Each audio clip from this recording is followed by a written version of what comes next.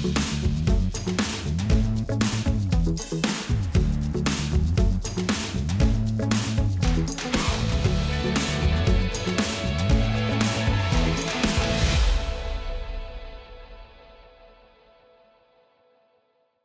guys, Frank here with Tithely coming to you live. Live for some of you, not live for some of you, on another episode of Modern Church Leader.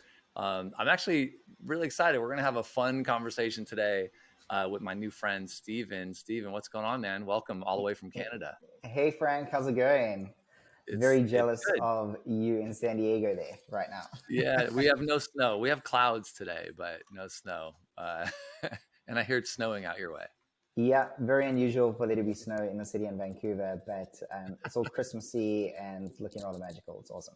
So you're the co-founder of Missional Labs, and you guys are up to some cool things. So I definitely want to dig into that. Like, I think it, in a way, has this intersection between startups and church and all that. But I'd love for you just to tell us kind of your story. Like, how'd you get into? I know you served at churches and you've been around the world a bit and all that. So yeah, I'd love to. Thanks for the opportunity, Frank. I grew up in South Africa. Better part of my life was spent there. I had a really good experience of growing up in the church. I came to faith very young. I had a positive experience. Like, the church was a real hopeful place, a place for healing. And early on, I guess in my teenage years, I just felt really compelled for other people to know the love of Jesus, how I'd experienced Jesus. And so I had this evangelistic spirit, and that sort of has guided the trajectory of my life in many ways. I've had quite an interesting career that's taken, different turns along the way. I spent a bit of time after my college university years in sustainability consulting in Dubai.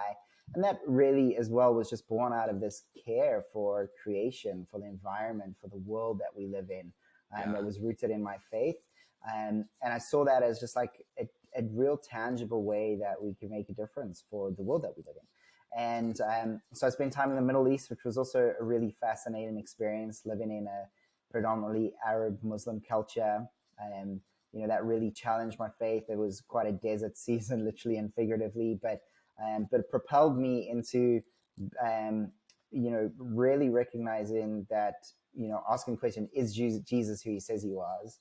And then coming through that season with way more conviction and just experiencing and seeing God at work in a culture that was totally foreign to me. Where I saw people going to pray every day, 5 times a day, like way more religious than like I'd grown up with. So it was a significant season. I then came to Canada to go to grad school to study at Regent College. And that was just out of a burning desire to kind of pursue this vocational call into full-time vocational ministry. And I'd always wrestled with, do I work for the church? Do I work in the marketplace? I know that like 90% of people are in the marketplace, and like that's where we need to equip people to be effective. And so I really had all these big questions that I needed to figure out and determine, do I go and pastor and teach and preach, or where do I use my giftings? And I wouldn't say I was confused per se, but just like looking for direction and following Jesus. Through it. Wrestling through it. And I then planned to be like 2 years in Vancouver, and ended up, now I'm here 12. And Regent College was deeply formational in terms of really understanding and recognizing what it is to be human, learning from some of the greatest minds throughout history, reading what they wrote on life and theology and philosophy. And then also just very practically, I ended up getting asked to join Alpha Canada. For those who don't know, Alpha is a course that's run all around the world where people can explore Christianity. And I'd been involved with Alpha in South Africa, and I'd actually seen like a couple of my close friends come to faith through Alpha. So I knew that Alpha was this wonderful vehicle for having conversations about faith and actually seeing God transform people's lives. But it was like in a really tired space in Canada and even around the world. And I just felt God say through this experience, like it was actually an answer to provision, but working for Alpha, I felt like God say, come and join me in what I'm doing.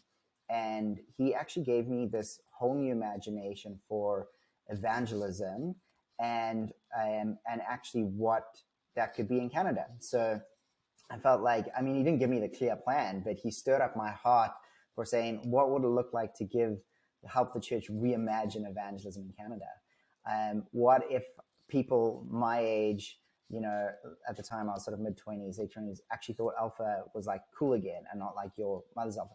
And like, this probably doesn't make a ton of sense in context to the US, because like the US has in some ways been a little bit of a late adopter to Alpha. It hasn't been as post-Christian.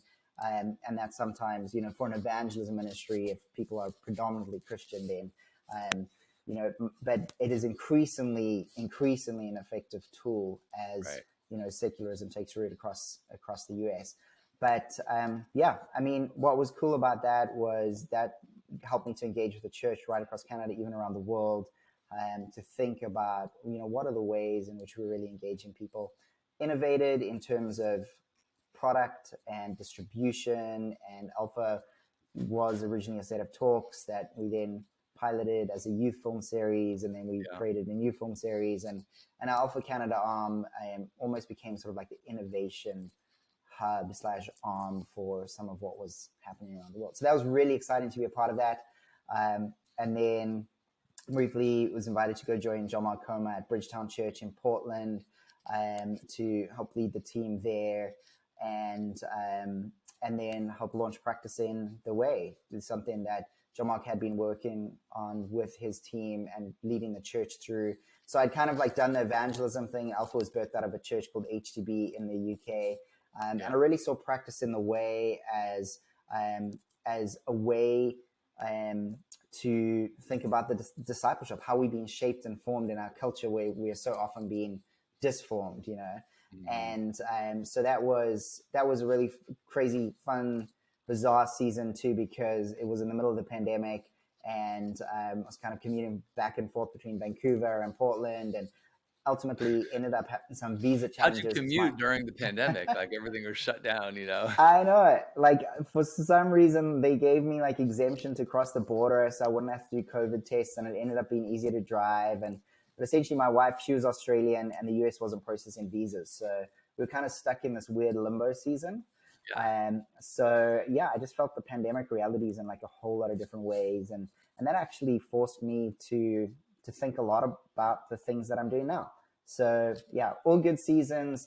I am, I feel like I'm a little bit of a generalist and connect well in different worlds. My personality is often, my eyes see shiny objects and want to go chase after them. So, so I love just being connected. So you finished up time at the church and then got started with Missional Labs. Was that kind of the next phase? Sort of yes and no. So the conversations with Missional Labs actually started before moving to Bridgetown. And I had actually at the time, I was like, what if my visa doesn't come through? And because the whole world was just in this unknown place. What if we wouldn't be able to move to the States? And I just sort of started thinking, like, what if this actually doesn't work, even though it felt like the Lord was so clearly in it? And that's the place Missional Labs was kind of birthed on. And we actually, the big plan was my partner, Tithely COO. He's in New York City, and he was at Church of the City, an amazing church in the heart of New York. Again, another secular, context. Portland was this other radically secular context. And we were like, what if we could launch an organization that helps future, missionary pioneers like figure out what's actually going to shape the future of the church. Like if we can do it, if we can find resonance in these secular cities and see vitality and faith, what would it look like from these two coasts to think about what could be next for the church and kind of lead the way. So, I mean, maybe not lead the way, but like, create a space as the US faces all of its different challenges to just really think differently about the future. Yeah. Yeah. Well, I mean, let's jump in. Tell us about Missional Labs. What do you guys, what is Missional Labs, and maybe try to like we talked a lot before this. So I maybe try to explain it in the, I don't know, 3rd grade, 5th grade. Like I think about my 10-year-old boys, if I had to describe it to them, like what is it? What do you guys do? How are you helping, ministries around the world?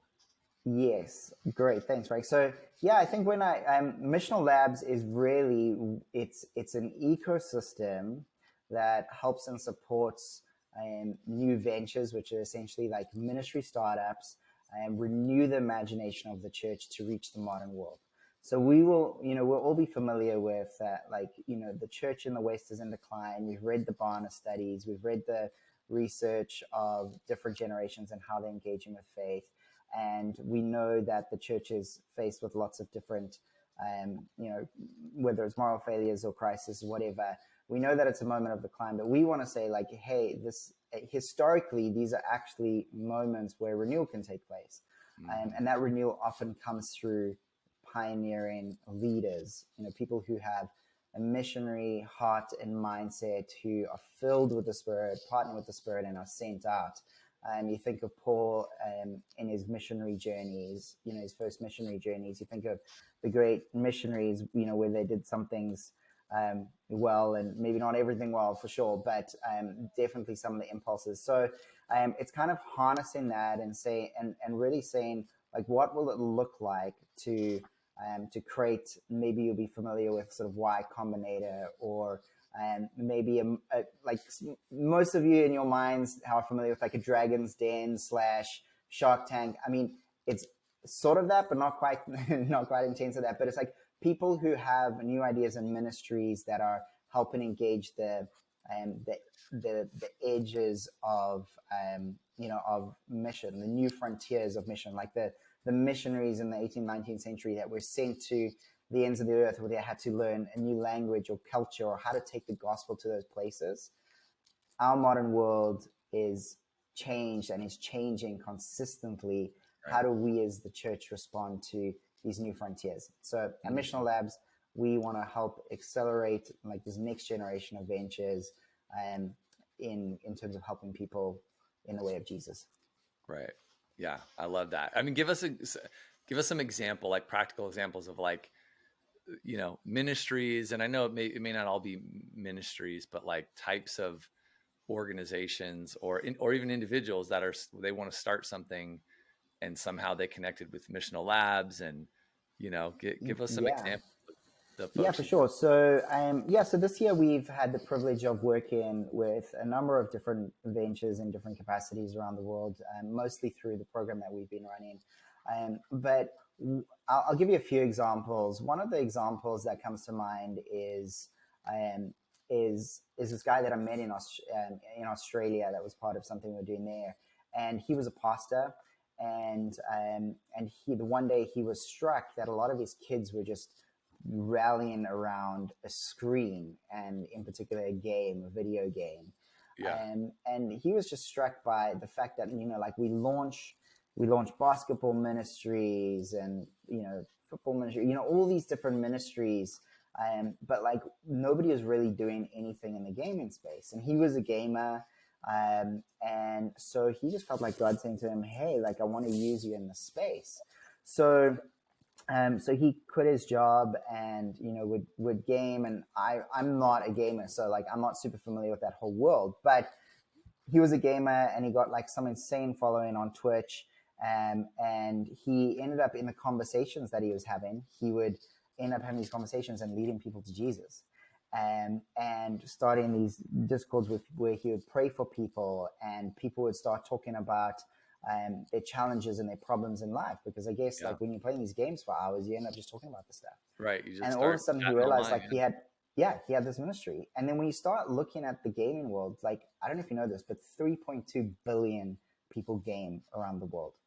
And those people game in unreached people groups, in different cultures, in, people who would never step foot in a church, or people who have maybe left the church, and all of a sudden he has this frontier of mission. So if you think about that from like the missional opportunity, so he started a ministry, and then and for somebody who's a pastor, has this idea, heart, what does it look like to actually create a successful ministry venture? You need to think through all the things, well, how does this work economically? How do I get paid? How do I bring the right team on board? How do I build?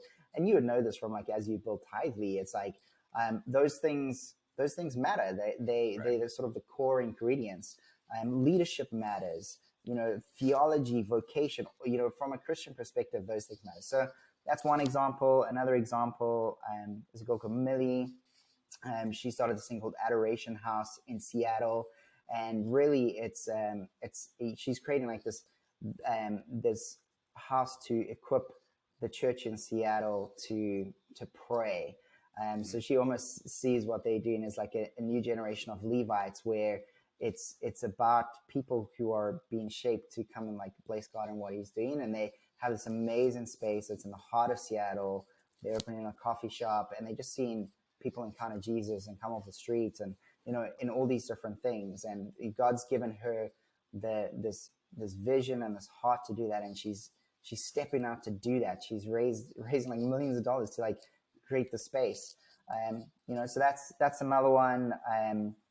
My friend LA in New York, like we all know, I don't know whether it's the same for you in San Diego, but like the Christian dating culture is broken in many ways, and she has a vision for like Christian marriages, and so she's created a company called The Net, and it's a boutique Christian dating company that helps you like match people and works with them holistically and relationally too. She really feels called to bring kingdom marriages together. She's incredible. She prays. She brings like her prophetic gifting into things, and her desire is just to really see strong Christian marriages where people are like sick of swiping right. So she's doing some neat things there, and just so many different ones that I could think about, like generosity apps, like my friends Ryan and Matt at Talenta, they've created like essentially a retirement matching scheme for pastors in developing countries that don't have access to retirement, that when either the economy falls out and their savings goes to nothing when the value of the currency drops, or they just don't have a retirement scheme. So they work in creating these matching schemes and working with pastors so that they can actually have a future, which is amazing, right? How do you guys come alongside and help? Like how do people get connected with you?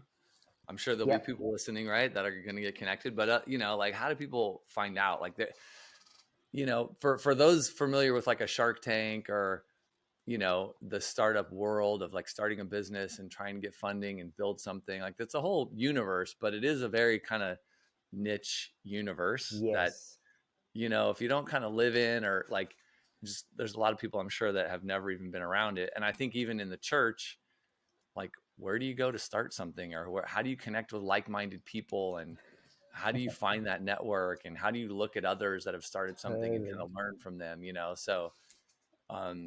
so you're kind of doing this thing that I've not seen a whole lot of. I'm the church is big, so there's probably stuff out there that I just don't know about, but I feel like you're kind of starting something new. But how do people find you, and then how do you actually help them? Like what's it look like to kind of go through? Yeah, for sure. I'll walk you through all of that, but maybe Frank, you tell me, like when you were starting Tithely, what were some of your instincts as you're starting this thing? Like who did you go to? Who did you Nobody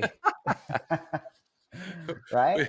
We just kind of did it. I mean, luckily for us, we had the four guys that had a pretty good set of skills in different areas, and so we had people to lean on just naturally built in, right? And that was a big blessing and a massive reason for our success, both early and now. But when you're just kind of, maybe there's one of you or even two of you, like especially if you're on your own, there's only one of you starting something, like you don't have anyone else to lean on, like you're kind of doing all of it on your own. That's right. And I mean, that's really the reason why we thought Missional Labs should exist in the world.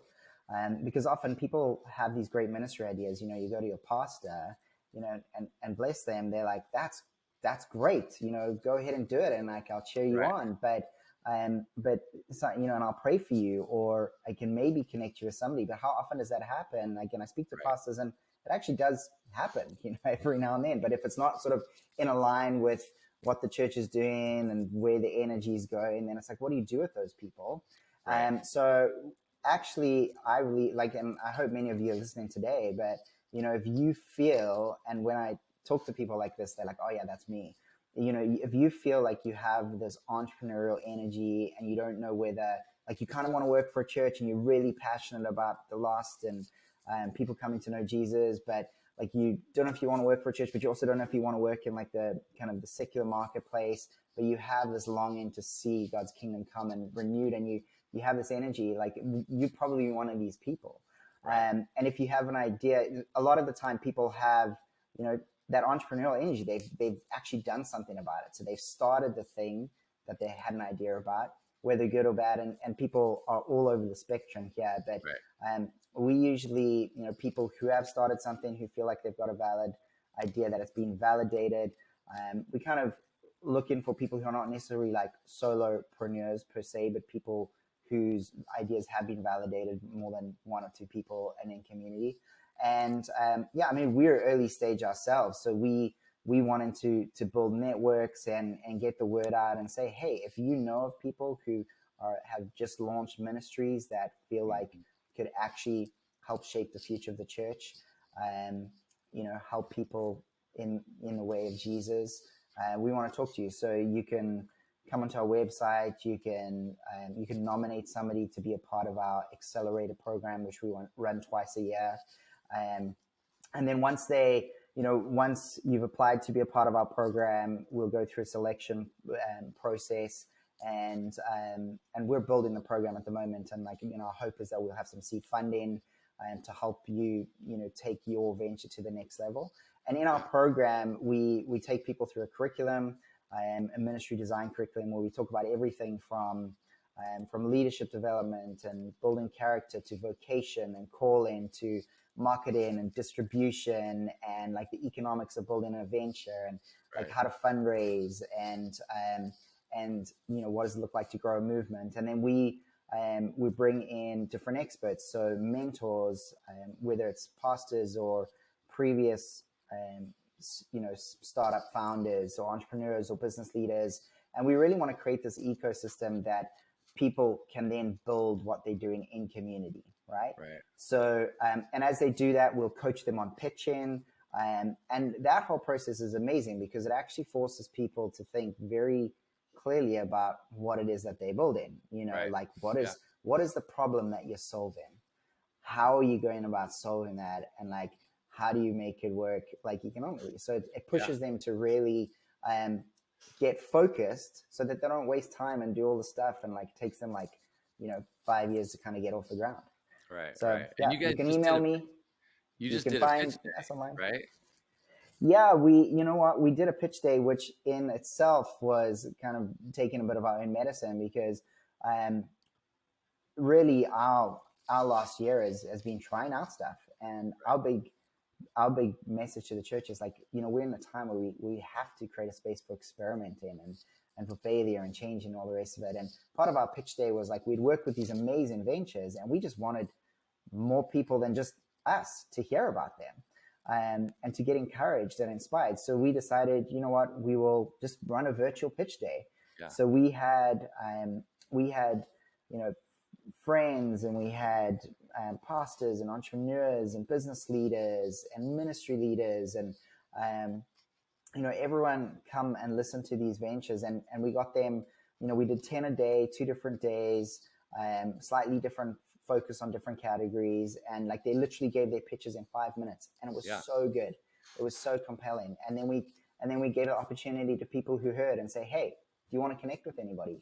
Did anything inspire you?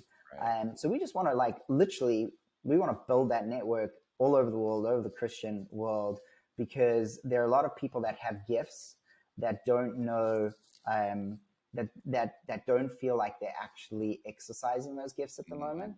So you might be sitting in church week in, week out, and you might be, rocking up at your marketing job, at your design agency, and just long to be more involved in work that is, not just building somebody else's brand. And they're saying, hey, there's a place for you to get involved here in a different way. So we're trying to create a space for that to happen too. Right.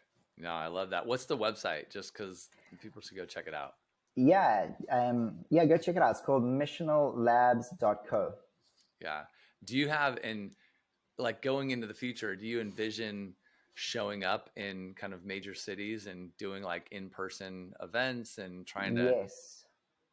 get build community around, like, I don't know, these, like, it's almost like Christian startups. Like, these are Christian startups that are, 100%. ministry, have ministry mindedness behind them in whatever way that kind of looks. Uh, Totally. We've got a ton of different ideas, but in-person gatherings feel like a real vital part to what we're doing. Part of us launching digitally was obviously just responding to our moment and right. recognizing like our reach can be, you know, can be global in a more accessible way. But yeah, our vision is to essentially, hopefully have hubs or different chapters in different cities around the world. And to be honest, like when you start looking at what are the challenges that the church faces in different cities or different problems that the church can solve, like if you start identifying the problems and bringing people together to work on those solutions, and come up with new innovative ways of connecting with people, etc. Like that's really exciting. So yeah, so our goal is we'll run our accelerator and we'll potentially roll that out in different cities and different locations, because we want to build that thick sort of dense network that can happen digitally, but we also care about what happens relationally and Yeah. personally, and being able to pray with each other, and just have that relational time, because like you can get it on a Zoom call, but so often you click in, leave the room, and then that's that. But like when you spending And you're time with each distracted other, on, when you're in Zoom, it's a different world. You're kind of still distracted. totally. When you're in person, it's So better. yes, so the different ministries that we've been a part of as well, like we take people to London, to New York, and we also want to take people to where our ventures are so they can actually see them. And we're connected to some just incredible ministry. So maybe we'll come visit you down at the Tithely head office, and Let's you can, go. San Diego. and We and have like no there's offices, so we'll rent a WeWork or something like that. So well, there you go. So I'm actually working out of a WeWork here in Vancouver, but like same thing. It's just like there's so much cool stuff that is happening in San Diego that I know about, that we kind of tapped into a little bit in that world too. And for the ones that have physical projects that you can go taste, touch, and see, like in the UK, we have a guy that started a venture called Good Space. Essentially, they open co-working spaces and partner Mhm. with church plants, for church planters to actually work in the co-working spaces, Right. and then engage with the community, because that community is usually coming from like a 3 mile radius, and they're building relationships. They have a place for the church to meet. They have a place to have meetings. So it also cuts the cost on, like the financial overhead of church planting, which is often a big barrier for why they Yeah. don't succeed, right? I was talking with So someone locally that's got a really cool idea that he's done some work on, but it's kind of like we work for actual churches, not for just admin stuff, but like for the actual, like, it's a building yeah, out for churches. It's got everything going on, kids and services and music and everything. And then like churches essentially like that are portable. yeah, Like instead of meeting at a school and renting that facility, you rent from an already built out kind of church environment, and you pick a time slot or a couple of time slots or whatever, and there could be 10 churches all meeting at the same facility, as well as like the coffee totally. shop and the daycare and all the things going on. So I'm like, it's a cool idea. Totally. And people are doing this stuff, and like half the time, like a lot of these ideas are not known, right? So Right. it's like, how can we create a space to share them, and actually give people an imagination for what's possible? Right. Because we don't move to new ministry structures or things unless and people need to kind of see and Right. need to taste and touch, and like if you create enough momentum in that direction, and like I really believe like the next generation and Gen Z, like there's this ton of entrepreneurial energy there, but they need they need guidance. They need to be taught solid theology and and like just core things. Otherwise they're going to start a bunch of things and they just may not end up being as fruitful as they could be as well. Yeah. No, I love it, man. Missionallabs.co.